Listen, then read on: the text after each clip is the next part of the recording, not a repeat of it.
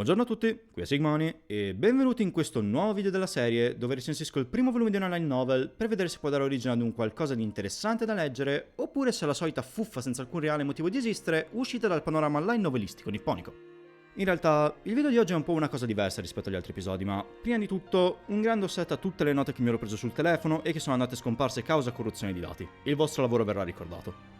Vedete, mi sono messo a leggere la light novel di oggi pensando all'inizio di tirarci fuori una normale recensione, magari non esattamente troppo positiva, ma comunque qualcosa di molto simile al modo in cui ho recensito le altre light novel passate per di qua.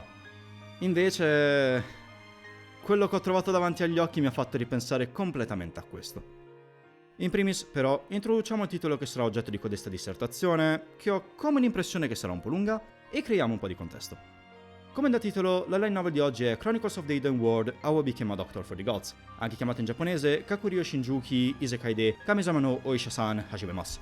Una light novel in volume unico scritta da Hitomari Tanaki, illustrata da Izumi e pubblicata nel 2020. Come sempre, infilo qui il mio classico apprezzamento per la capacità di sintesi dei titoli delle light novel, sempre molto autoesplicativi sebbene concisi, altro che Gonzalo Pirobutiro e la sua cognizione del dolore.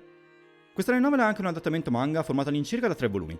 Dico all'incirca principalmente perché pochi siti me la danno come completa, anche se uno di questi è Ann, dunque credo che sia effettivamente così. Però mi fa ridere il fatto che altri siti, tipo MyAnimeList o Anilist, abbiano informazioni discordanti, dato che il primo la dà ancora in corso senza dire il numero di volumi, mentre il secondo non ce l'ha neanche nel database.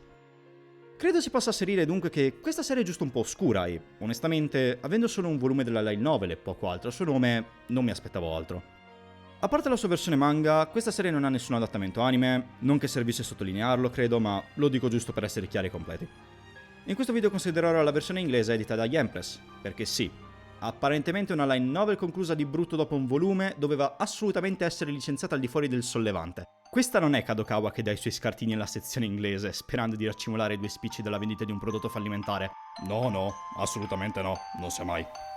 In ogni caso, questo volume ha come protagonista Yae, una ragazza giapponese che, dopo essere morta, viene reincarnata nel regno di Izumo, molto simile al Giappone feudale, fatto che, comunque, è molto comune nella regione, tanto che esiste una parola apposta per definire quelli come lei, Uroko.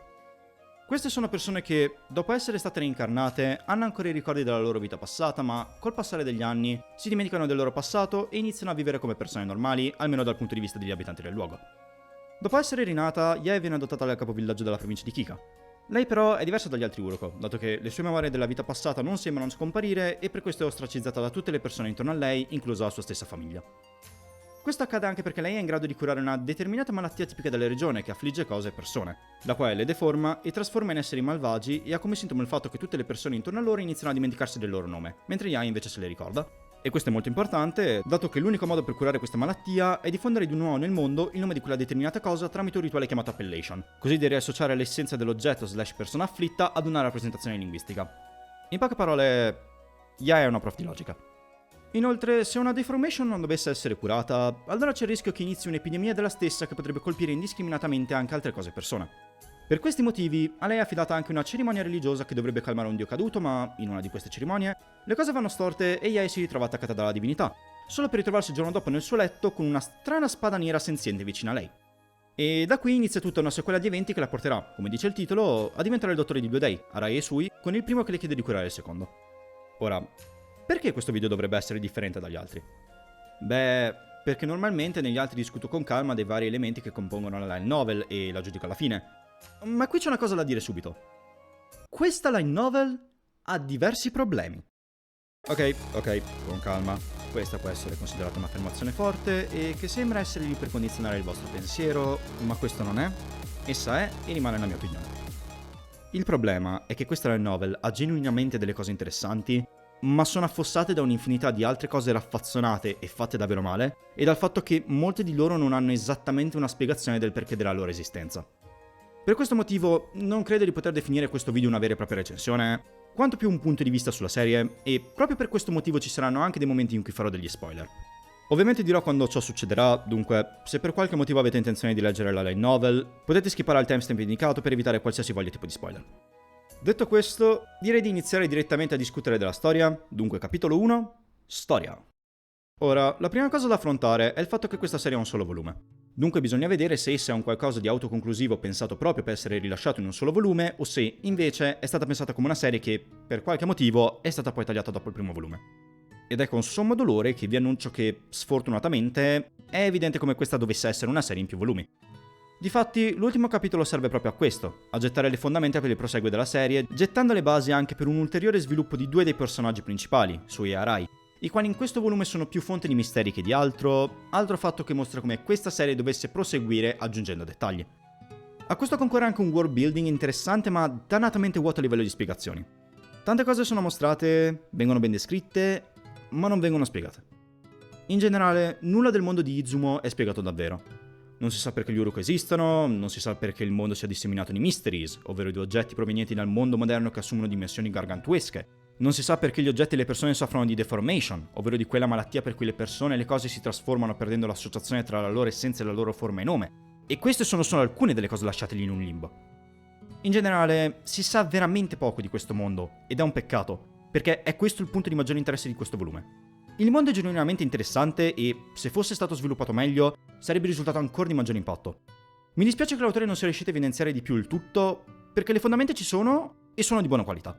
Ma il fatto che questa sia stata concepita come una serie in più volumi e la volontà dell'autore di non fornire mai davvero spiegazioni esaustive sul perché le cose accadano, ma solo sul che cosa sono, le rendono inutili o, meglio, utili solo ai fini della storia, non ai fini della costruzione di un mondo ricco e complesso. Per esempio, gli abitanti del regno di Izumo non sono tutti umani, ma molti di loro hanno degli elementi animali e vengono chiamati Elebeast. Anzi, la maggior parte di loro non sono completamente umani, ma sono direttamente degli Elebeast, il che però è menzionato tipo una sola volta durante il secondo capitolo e poi non viene più ripreso. Un po' come un docente che dà per scontati gli argomenti esposti nelle lezioni precedenti. Comunque, anche qui, le cose non sono tutte rose e fiori, perché ci sono anche vari elementi che non funzionano per nulla e che mi chiedo perché siano stati introdotti. E sto parlando principalmente di una cosa. Il sistema delle nature. Questa è una proprietà per cui ogni persona appartenente al mondo in cui è localizzato il regno di Izumo ha una tra 4 nature. La Wild Nature, la Gentle Nature, la Blessed Nature e la Strange Nature. Le persone appartenenti alla Wild Nature sono principalmente maschi e sono descritte come persone decise, burbere, prone al combattimento e alla violenza, hanno caratteristiche degli Elebeast, vivono a lungo e sono attratte dalle persone con la Gentle Nature.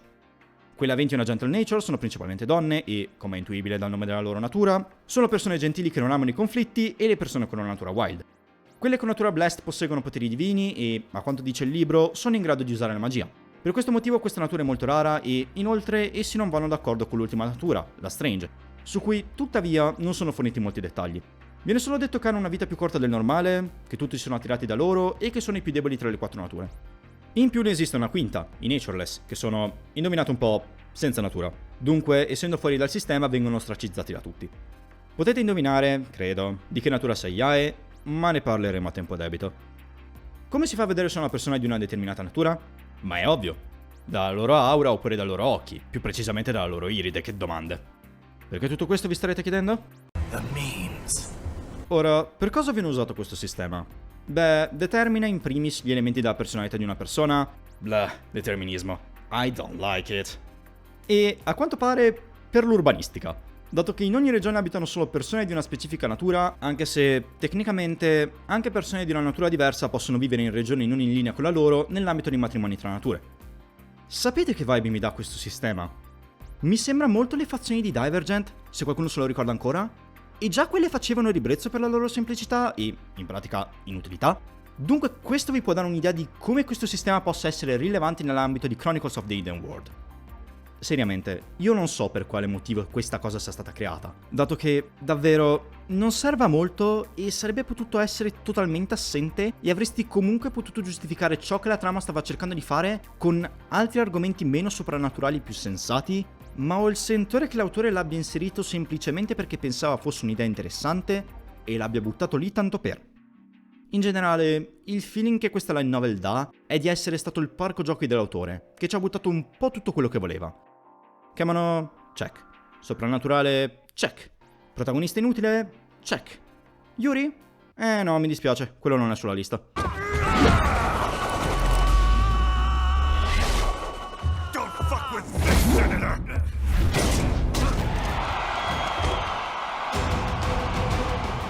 Seriamente, questo sistema di natura è usato più come un qualcosa per cui Ya può compatirsi che per altro. Sono molte infatti le volte in cui si lamenta dei fatti che le succedono dicendo «Ecco, è perché sono una natureless, perché lo sono, perché ho avuto questa sfiga». Ma, e direi che questo è il momento giusto per dirlo, Yae avrà il suo capitolo dedicato più avanti nel video, quindi un bel applauso per la nostra fortunata vincitrice. Altro elemento molto presente è il soprannaturale. Yae è una sacerdotessa che esegue dei rituali per scacciare degli dei caduti, ovvero degli dei che sono stati soggetti alla deformation e che non sono stati completamente guariti. Sue e Arai sono tecnicamente degli dei affetti ambedue da deformation che Yae tenta di salvare affinché non diventino degli dei caduti e, in generale, è ampia la presenza di spettri e creature folcloristiche in certi momenti della storia. Questo è forse l'elemento più riuscito di tutto il volume, dato che il soprannaturale, di per sé, non ha bisogno di reali spiegazioni per definizione e forse proprio per questo funziona. Anche qui però c'è del potenziale sprecato. Difatti, nei vari momenti in cui la storia tende al soprannaturale, si assiste anche ad uno shift di dimensione spazio-temporale, che passa dall'essere il regno di Izumi al mondo degli spiriti, e che è un elemento molto interessante quando accade. Difatti, credo che alcune delle migliori pagine di questo volume si svolgano esattamente lì. Sfortunatamente però, sono poche le occasioni in cui questo shift accade veramente, il che è un peccato, poteva essere un elemento su cui spingere di più. Comunque, per chiudere questa parte sul world building, sappiate che Yae viveva in una gigantesca bottiglia di whisky e poi va a vivere in una lattina di Coca-Cola. Era necessario saperlo? No, ma mi pareva un fatto simpatico da raccontarvi. Ora, per quanto riguarda gli eventi che la storia tenta di narrare, la loro qualità all'inizio è abbastanza buona. Credo che i primi 3 capitoli possano essere considerati il punto più alto di questo volume, con il primo che è decisamente una spanna sopra gli altri, ma i problemi iniziano dal quarto capitolo. Vedete, il riassunto dietro la copertina si sofferma sul fatto che Yae deve curare Sui, il che sembra essere l'evento principale della trama che dovrebbe andare avanti per tutto il volume. In realtà, esso viene risolto nel quarto capitolo. Già, quello su cui il breve riassunto che trovate legato a questo volume si sofferma è la trama dei primi 4 capitoli. Per la cronaca, questo libro ne ha 7, dunque ce ne sono ancora 3 nei quali l'autore cosa fa? Riprende un evento precedente, collegandovi a un nuovo caso di deformation, fa apparire come persone orribili l'intera popolazione della provincia vicina e finisce tutto a terra luce e vino con quello che aveva contratto la malattia. In generale, i primi 4 capitoli sono, tutto sommato, apprezzabili e, lo ripeto, credo che il primo sia in assoluto il migliore di tutto questo libricino. Ma alla fin fine non sono assolutamente niente di che, sebbene, se comparati con gli altri 3 capitoli, siano un miglio avanti a livello di qualità e di senso in termini di trama. Direi che questo è tutto per quanto riguarda la storia del world building, quindi direi che è il momento per capitolo 2, i personaggi.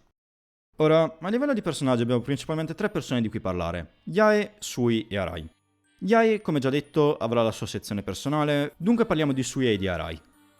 Arai è un personaggio presente sin dalle prime pagine del volume, solo sotto le sembianze di una tigre spirituale di nome Kurohashi, che poi si trasforma in una spada nera ed infine in un essere umano. Egli è un ragazzo molto maleducato, molto tsundere ed è palesemente il classico protagonista di uno shoujo con cui la protagonista si fidanza alla fine della serie. È anche tecnicamente il servo di Yae e la vuole difendere ad ogni costo, anche se questo comporterebbe la perdita di qualche vita umana, vedasi il capitolo 5. Sui è invece molto più composto, è gentile ma ha anche un lato infantile e del solito marcia al ritmo del suo tamburo, a.k.a. fa un po' quello che vuole, quando vuole. Lui è, altrettanto topicamente, il classico secondo protagonista shoujo che normalmente serve a controbilanciare la avventatezza e maleducazione del primo e a formare un triangolo amoroso dal quale comunque uscirà quasi ogni volta sconfitto. Lo scopo principale dei due, dopo aver ovviamente curato Sui, è di proteggere Yae da eventuali pericoli, diventando i classici guardiani di quella damsel in distress che è Yae. Aggiungo poi che le dinamiche tra Arai e Yae mi hanno ricordato tremendamente quelle che ci sono in un altro shoujo, guarda caso, ovvero Kamisama Kiss. Sono praticamente identiche. L'unica cosa è che Yae è nettamente peggiore sotto praticamente tutti gli aspetti della protagonista di Kamisama Kiss. Aggiungo anche che, a volte, il comportamento di Arai nei confronti di Yae è probabilmente come il lettore reagisce ad alcune delle sue uscite, ma ancora ne parleremo più avanti.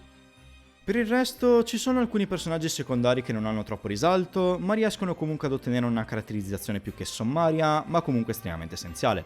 Un esempio possono essere i 2 membri della provincia di Miya che vengono a chiedere una mano a Yae e forse il capovillaggio della provincia di Kaki, ma comunque non sono tanti quelli che effettivamente ottengono questo trattamento.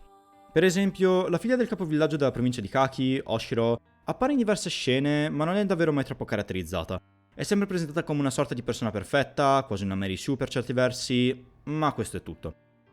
Detto questo, c'è una cosa importante di cui non ho ancora parlato e che costituisce il problema più grande di questa light novel. E credo che sia arrivato il momento di parlarne. Capitolo 3.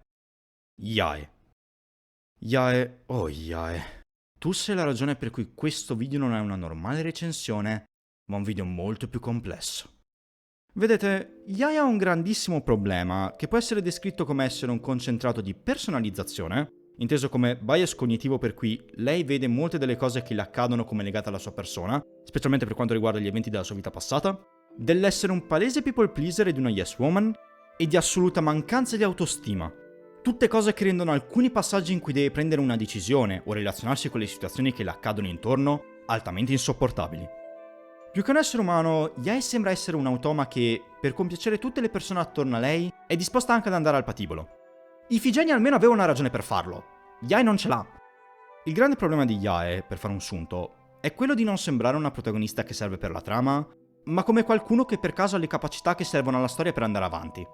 Lei è in balia degli eventi, non si oppone ad essi in nessuna maniera, dimostrando una totale mancanza di carattere che, ehi, magari era proprio quello che l'autore voleva, ma dà origine ad un personaggio irritante e dall'importanza di un foglio di carta accartocciato.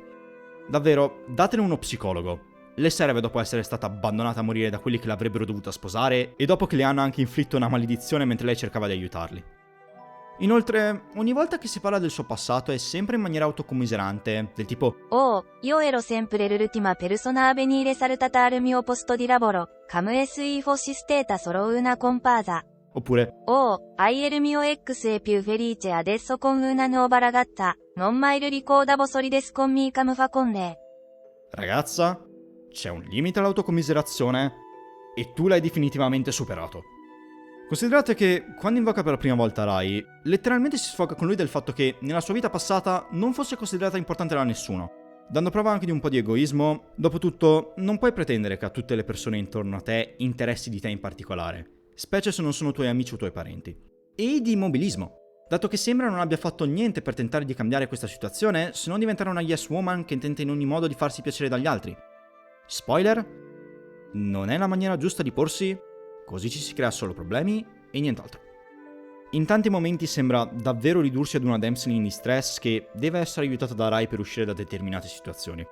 Ciò accade specie quando deve affrontare il soprannaturale, ma onestamente qui è anche giustificata, non è che possa fare molto contro di loro, ma anche in alcuni dialoghi dove Arai assume praticamente la voce della ragione, sebbene forse un po' troppo violenta a volte, mentre Yae sembra essere lì pronta a concordare con l'altra persona anche quando dice qualcosa che è molto evidente che Yae non voglia che accada.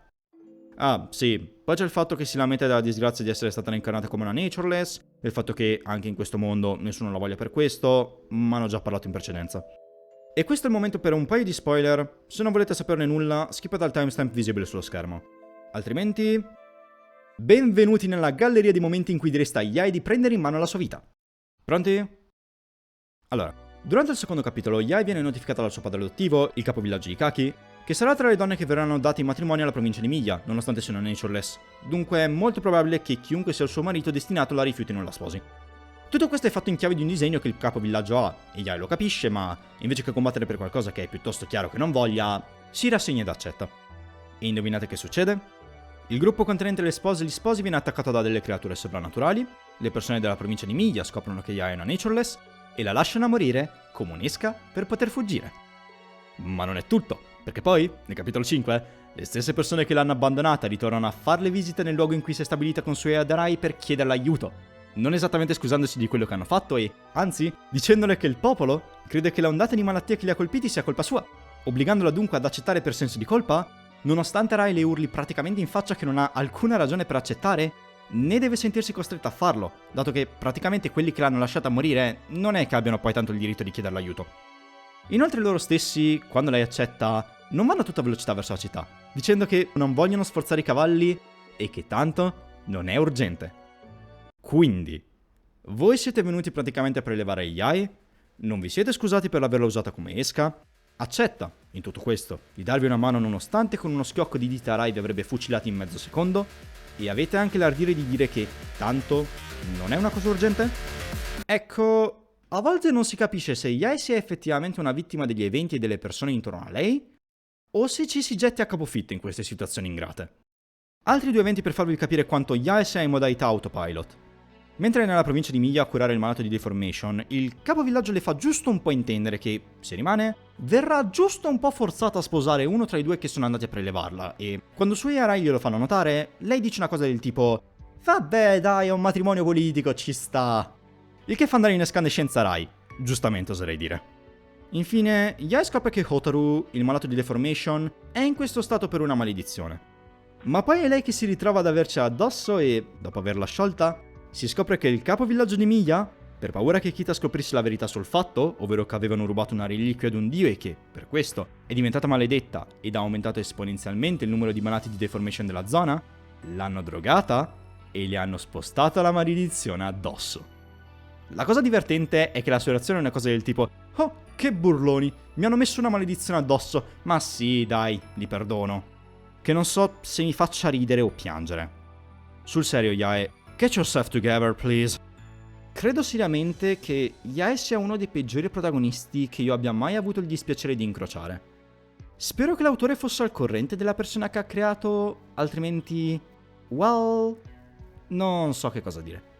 In tutto questo, è almeno un personaggio dinamico, ovvero che cambia col passare del tempo, o rimane per tutta la sua durata un concentrato di problemi di autostima? Beh, sni.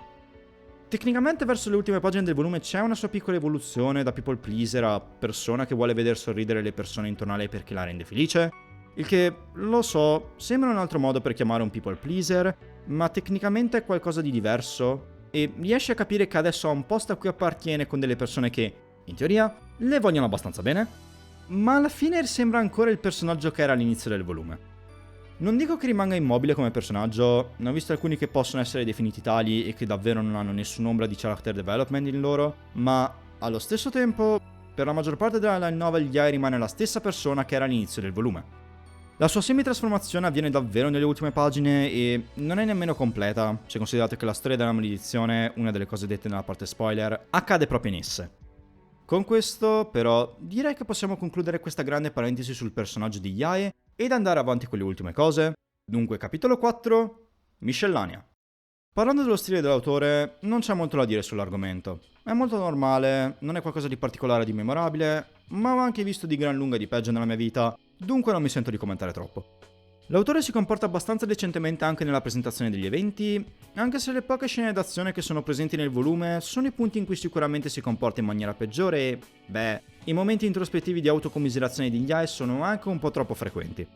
I vari dialoghi sono molto esagerati, un po' come ve li immaginereste in un anime. È difficile credere che alcuni dei dialoghi presentati possano davvero accadere nella realtà, ma è una caratteristica dei prodotti appartenenti a questa sfera di influenza, dunque ci si può passare anche sopra. Passando alle illustrazioni di Izumi, ouch. Sono abbastanza grezze, piuttosto geometriche in certi punti, si vedono i capelli di Yae in vari di esse, ed in generale non si fanno apprezzare più di tanto, dalla prima di copertina sino all'ultima illustrazione. Tra l'altro, non c'è nessuna illustrazione preistoria, ovvero quelle 3-4 illustrazioni a colori presenti di norma in molte line novel prima dell'inizio del volume, a parte una in bianco e nero rappresentante i personaggi principali e che riutilizza la prima di copertina per fare questo. Non esattamente il modo migliore di presentarsi al lettore, oserei dire. La fa sembrare molto un progetto low budget, come se nemmeno il publisher ci credesse davvero in un suo eventuale successo. A livello di illustrazioni, la quantità per un volume di meno di 200 pagine è accettabile. Ce n'è almeno una per capitolo e, anzi, alcuni ne hanno due, dove per alcuni intendo il capitolo 4 ed il capitolo 7, mentre però il capitolo 6 non ne ha neanche una. Detto questo, direi di tirare le somme. Dunque, com'è Chronicles of the Hidden World? È una buona light novel? Beh, è molto inutile chiederselo dopo averlo già detto all'inizio, ma no, questa non è una buona light novel. Aveva il potenziale per esserlo? Il world building di cui il regno di Izumo sarebbe potuto essere oggetto ne è una prova? Ma gli eventi narrati non risultano essere particolarmente avvincenti e la seconda parte della light novel è di una qualità nettamente inferiore rispetto alla prima. A questo si aggiungono personaggi stereotipati tipici degli shoujo ed una protagonista, Yae, con una quantità tale di problemi associati ad essa che da soli rendono certi momenti della light novel tragicomici. Si mette nell'elenco anche il fatto che, essendo un volume unico, tutte le cose introdotte ma mai concluse o spiegate del tutto non troveranno mai una risoluzione, rendendole, di fatto, quasi inutili. Tutto questo rende Chronicles of the Hidden World un prodotto buttato fuori tanto per. Sono quasi sicuro che all'inizio fosse stata pianificata una serie dietro, dopotutto l'edizione inglese ha una numerazione su di essa, facendo capire che ci si aspettava sarebbe diventata qualcosa di più di un volume unico, ma per un motivo o per l'altro ciò non è accaduto. Però non possiamo farci fermare dai sei e dai ma, lo stato in cui questa line novel versa è questo, ed è questo quello di cui dobbiamo discutere. Allo stato attuale, Chronicles of the Hidden World è un prodotto che non offre nulla che possa spingere qualcuno a leggerlo. Non offre una storia di particolare rilievo, un cast di personaggi con delle personalità, delle illustrazioni di qualità, nulla di tutto ciò è presente qui. Al suo posto troverete una storia poco risaltante, un cast di personaggi stereotipato con una protagonista che è l'emblema della mancanza di autostima fatta persona e delle illustrazioni molto grezze. È per questo motivo che all'inizio ho detto che questa light novel ha diversi problemi e, se non siete convinti di ciò che dico, nulla vi vieta di andare a leggervela voi stessi. Dopotutto, non voglio che questo video venga usato come bias di conferma o per convincervi di qualcosa, ma vuole essere solo il mio punto di vista su di essa, nulla di più. Detto questo, normalmente alla fine di questi video su light novel mi chiedo se questa serie possa venire licenziata in Italia e sapete cosa? La light novel di sicuro non arriverà, ma io ce la vedo Kadokawa che fa acquistare ad un editore italiano i diritti del manga affinché possano ottenere anche quelli di un altro titolo ben più importante.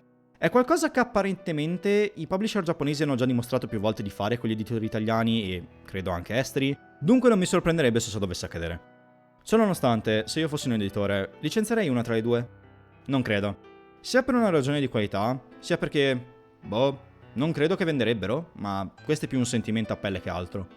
Bello il soprannaturale è un genere che attira che di norma vende abbastanza, ma normalmente, quando una serie è corta, come dice il proverbio, la gente tende a pensare male, e la prima cosa a cui pensa è che sia stata tagliata e molto spesso le persone non hanno molta voglia di spendere soldi per un qualcosa a cui è stata visibilmente mozzata la testa. In ogni caso, ho fatto durare anche troppo un video su di un singolo volume di una light novel, dunque se siete arrivati fin qui vi ringrazio di cuore di aver visto tutto il video. Se volete vedere altri video del genere considerate di iscrivervi al canale e bla bla bla, le solite cose che gli youtuber dicono e che normalmente non mi piace esattamente ripetere perché tanto le sapete tutte a memoria e la maggior parte delle persone non arriva neanche alla fine dei video. In ogni caso ho detto tutto quello che avevo da dire, quindi un saluto da Sigmoni e noi ci vediamo al prossimo video.